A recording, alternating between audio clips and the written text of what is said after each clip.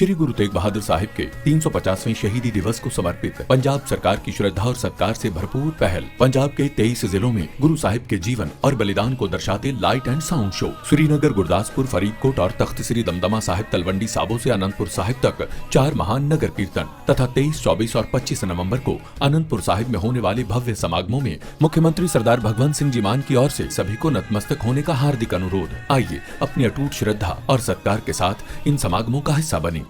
Hey viewers, you're watching the Savera and I'm Vidhi Joshi. The Supreme Court today issued significant directions to comedian and YouTuber Samay Raina along with 3 other comedians, instructing them to host events that highlight the success stories of specially able persons on their platforms. The court clarified that the funds raised through all these shows must be dedicated to ensuring the timely and effective treatment of persons with disabilities. Chief Justice of India Surya Kant emphasized that the court was placing a social responsibility, not a penal one, on the comedians. He remarked that the court hoped to see a few meaningful events before the next hearing, added that individuals with influence and popularity carry an obligation to use their platforms for positive impact.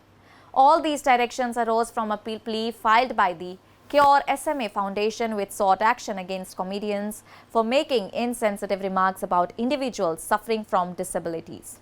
During the hearing on issues related to India's Got Latent and objectionable jokes circulated earlier in the year, the Supreme Court closely examined concerns regarding vulgar and insensitive digital content.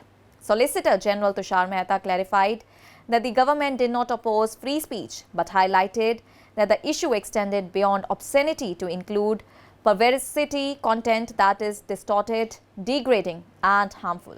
He noted that user-generated digital spaces contain several regulatory gaps. While freedom of speech is invaluable, he said, it cannot be misused to justify perverse content. CJI Surya Kant questioned the lack of accountability in the digital space. He asked whether anyone who starts a channel can remain entirely unanswerable, stressing the need for a proper regulatory mechanism. Any content meant for adults, he said, must carry appropriate warnings, not self-styled disclaimers, but those issued by an independent, autonomous body free from both the governmental influence and private pressure. At the same time, the Chief Justice made it clear that the court itself does not intend to become a monitoring authority, but questioned why cases of harmful digital content continue to reach the court every day if mechanisms already exist. He highlighted the need to protect children and ordinary viewers from exposure to inappropriate material. During the proceedings, the counsel representing OTT platforms and broadcasters informed the court that the Digital Ethics Code is under judicial review, with the next hearing scheduled before the Delhi High Court on January 8, 2026. Broadcasters argue that the industry already has a functional complaint mechanisms headed by Justice Geeta Mittal. Justice Bagchi acknowledged the difficulty of responding swiftly to viral digital content, observing that videos can reach millions before any regulatory authority has time to act. It was stressed that creators must be held responsible, especially in cases involving anti-national content or misrepresentation of the nation's borders. A preventive mechanism, the court was told, is essential, and self-regulation remains the most practical solution. The CJI also criticized the current practice of displaying a one-line warning before videos, stating that such disclaimers are ineffective and often meaningless.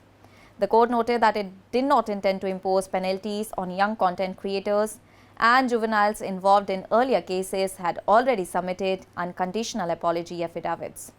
Instead, the court suggested that those responsible should consider making contributions to credible institutions. The matter has been scheduled for further hearing after 4 weeks. The Supreme Court also instructed Samay Raina and the other comedians facing allegations to conduct at least 2 events every month aimed at spreading positive, respectful social messages about persons with disabilities. All the funds raised from all these shows must be added to a dedicated corpus for the treatment of individuals with disabilities. The bench underlined the purpose of the order is not punitive but educational and sensitive.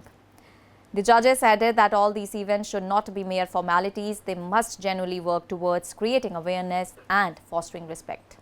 That's all for now. Stay tuned to the Savera for more updates. Do like, comment and subscribe to the channel.